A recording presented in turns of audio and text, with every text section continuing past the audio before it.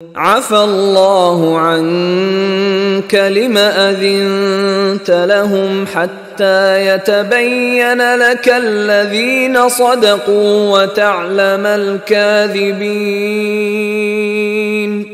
عفى الله عنك لم أذنت لهم، اے نبی آپ کو اللہ معاف فرمائے، یا اللہ نے آپ کو معاف کر دیا، آپ نے انہیں کیوں اجازت دے دی؟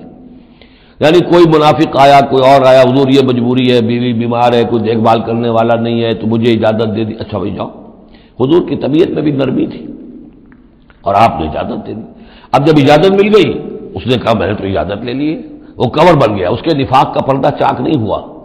حالانکہ حضور اجازت نہ دے تو تب بھی اس نے نہیں جانا تھا، لیکن نہیں جانا تھا تو معلوم تو ہو جاتا کہ اس نے رسول کی بات کا جو ہے وہ معصیت کی ہے، نافرمانی کی ہے، اس کے نفاق کا پردہ جو ہے وہ پڑا رہ گیا، وہ پردہ اٹھ جاتا. عفى الله عنك، اللہ کو معاف کرے، یا اللہ نے آپ کو معاف کر دیا. لما أذنت لهم، کیوں آپ نے ان کو اجازت دے دی؟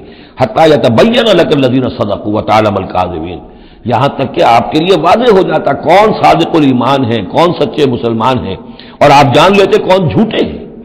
اس لیے کہ انہوں نے پھر بھی نہیں جانا تھا، آپ اجازت نہ دیتے تب بھی رہ جانا تھا، اور اس سے یہ ہے کہ ان کے نفاق کا پردہ جو ہے وہ فاش ہو جاتا.